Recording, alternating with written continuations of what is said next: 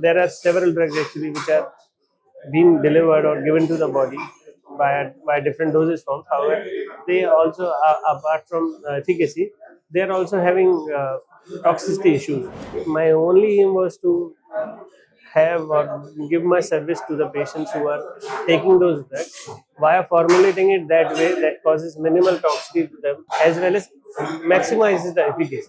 Learn, unlearn, and relearn, because that will be the only thing actually that you have to do in the future.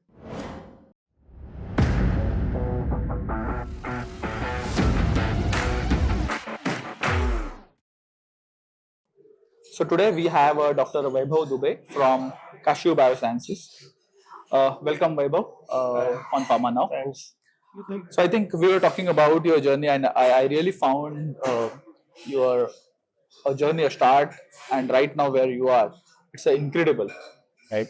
So I really wanted to tell our audience how your journey has been. So can you give us some more Yeah, so insights about it? thanks for inviting me to this talk, and which I really appreciate your gesture.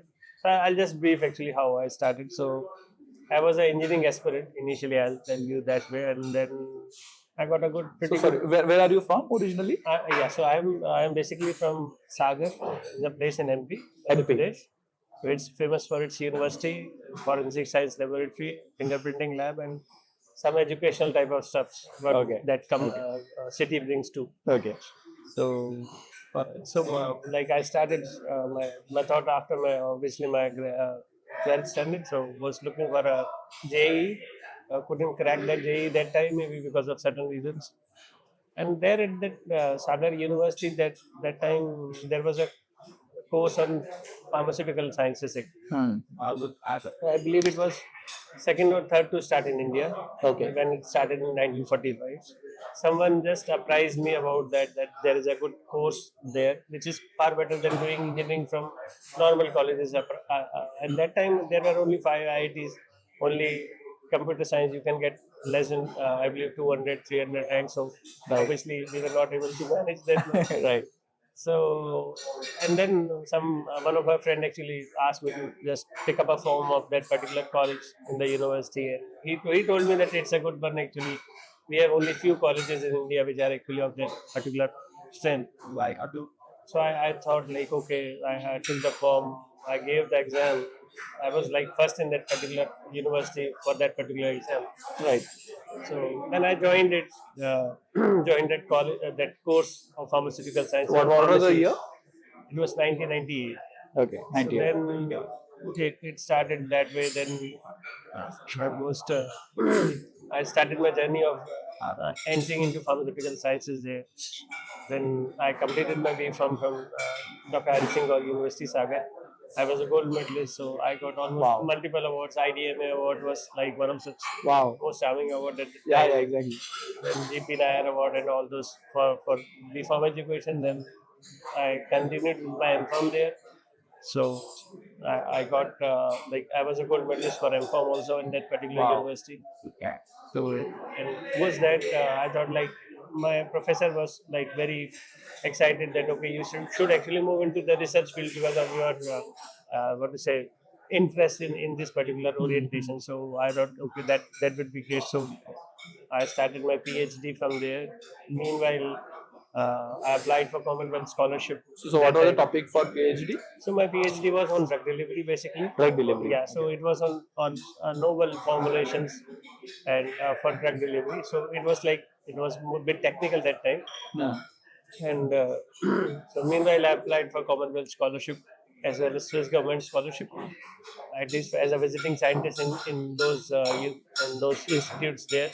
Wow. And I cracked both of them. So I had to choose one. So I went to School of Pharmacy, University of London as a visiting scientist, and did a part of my PhD there. Wow. I came back to India, submitted my PhD, and then I got an offer from Dr. Reddy's Limited. So But why you came back to India? Typically, people don't do see, that. while tell you honestly, when I was filling that Commonwealth scholarship form, that form had a thought that okay, what he will do when he will come back. And I have written there that okay, for next 5 years I will be helping the my country actually, because that scholarship was meant for people who want to go there and come back and do something good for their own country rather Yes. than actually staying The back there. Commonwealth one, right? Yeah, Commonwealth. So there were multiple opportunities for postdocs, for jobs in US, in UK, and everywhere. Right. But I thought like it would be better to be here in India. For, and so I came back. I got an opportunity with Dr. Reddy's, but obviously in the formulation development team, worked on multiple products actually across those forms and filed few patents. Did in the initial years of my career, actually we should do two, three product filings at that moment. And it was almost 2 year, 3 year there. Then I got an opportunity to come to north side of the country. So I got an opportunity with Renbaxi. Renbaxi was a big player at that moment. Correct. So the opportunity with Renbaxi was great. So I joined as a senior scientist there at Renbaxi in the innovation team. So our work over there was doing only innovative type of formulations, and that's or complex generic type of stuff rather than being simple generic. Correct. So there also I filed few patents. We took few programs from development stage to IND or a what to say or a ANDA stage actually that was. And meanwhile I got an opportunity in next 3 years to work with Sun Pharma at Baroda. Sun Pharma was in that time actually in 2013 was known for like they came up with a liposomal first liposomal product in the world, first generic liposomal product. I'll say that way. And it was a dream for anyone who is working in niche area of like complex formulation to work with Sun Pharma. So I got an opportunity to work with them. I was almost there for 5 years. So sometime with Sun Pharma Industries Limited and then into Sun Pharma Advanced Research Company. And we worked on multiple NC products, NC formulations, designing the NC formulation as well as a 552 formulation. So got few patents. We could work and tech transfer few products from development R&D stage to plant stage. Few products also got commercialized, which were for different what to say, what dosage forms altogether. Right. Meanwhile, in this journey, I then Olympic team approached me for looking or heading their formulation team for thermal products at that moment. So they came up with a joint venture with Orbicular at the time. So I started working for Olympic in their thermal formulation stuff, heading the formulation design, formulation team there as well as looking at the clinical paper. So that moment, I was like, we could do almost 14, 15 clinical waivers, and I believe more than 10 we got approval. So that was a great saving. Yeah, for absolutely. topical or a dermal product. Um, Clinical studies are quite expensive Right. and time consuming as well. So that day, actually, that was a great takeover there. Meanwhile, COVID stuck. So COVID brought like how to say slowness in the system in terms of filing and all. And the company asked me to come to a specialty formulation division actually, which they have recently made, which was like looking for licensing products from the universities or looking at developing niche type of formulations for available APIs as well as new formulations for NCs, which were meant for treating the unmet needs or such type of diseases which are like which wherein the formulations or the therapies are not existing for those products. So in that scenario, almost I was there in the Olympics for almost 5 years. Worked across. We had few patents. We did some great work actually. And meanwhile, this biotech boom was already there. So I thought like it's good to switch from a small molecule this thing to a biosimilar stuff. So during my PhD, I have a flare and I had some work and some publications on vaccines. So I had a good what to say command on the proteins side as well because of my previous work with peptides. So I moved into this biosimilar stuff at Kashiv Biosciences. Currently, I am heading this formulation and device team at Kashiv Biosciences Fantastic. and looking at the process, formulation process, and device side of it. So I have a good ample team available for doing all this type of stuff with monoclonal antibodies or with fusion proteins, even complex peptides also as well as management asks us to do. So we help us out in that as well. And designing around new formulations for these type of products. Amazing. So I think Dr. Vaibhav, you have chosen a very different path and rather a difficult path of formulation, getting into a formulation, right? So typically, people don't follow this path in normal cases. Right. So, what was your inspiration behind selecting the drug discovery as a topic for PhD or a formulation as a part of your career?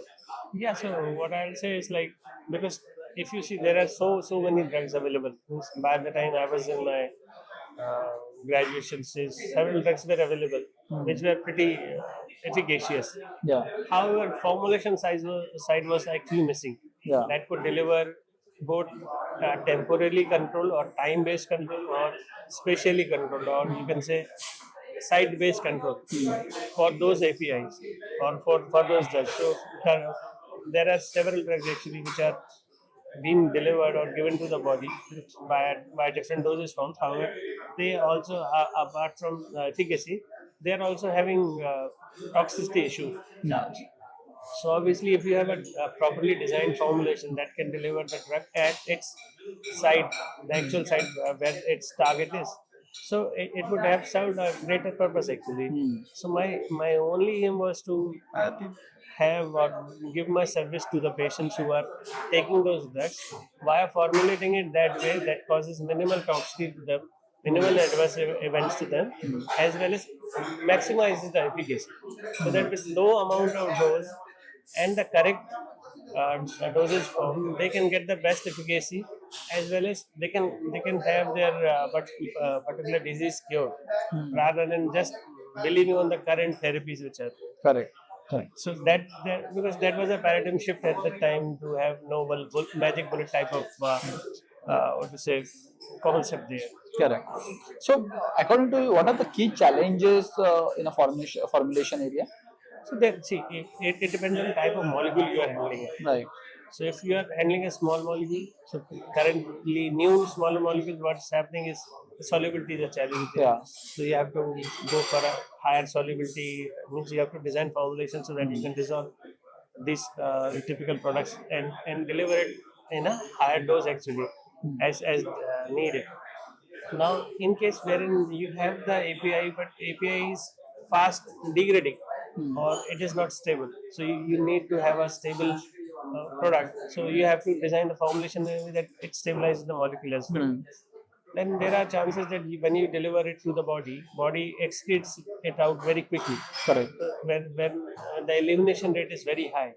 So what you will do is, if I have a product like amphotericin B, giving a plain injection of amphotericin B will cause severe toxicity to the body, as well as it will also have a greater renal clearance. So now I want to have a product which will retain amphotericin B for a longer time in the body, as well as at lower levels.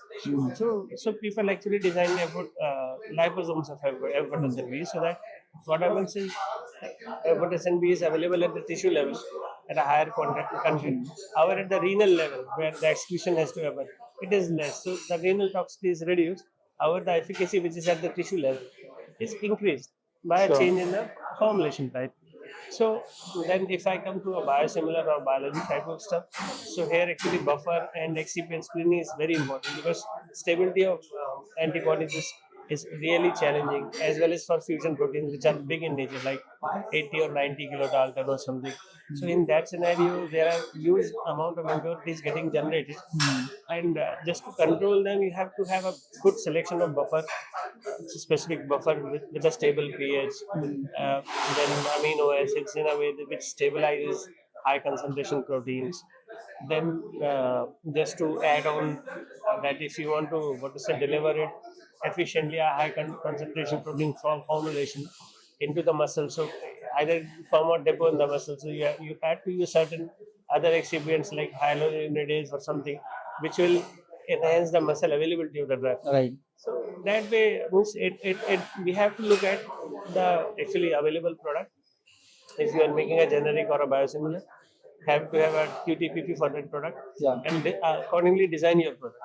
If you are working for an NC or NB, then you have to completely look at the characteristic what your discovery team is providing you. On that basis, you have to design the form. Right, right. Very interesting. So you were mentioning about the biosimilar.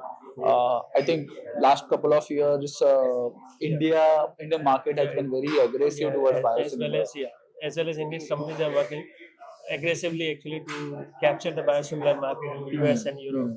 So what are the opportunity areas we have in biosimilar as a market? So there is a huge opportunity because what's happening is, uh, so initially biosimilars were not that great in numbers actually Hmm. because of IP challenges and all. But as you see, around 2027, there are huge number of biosimilar products that will go off patent, biologic product that will go off patent, and that serves an opportunity window now for people to work in this particular area now, so that by 2027 they can file those products, biosimilar products, and come out, so that they can actually capture certain market over there.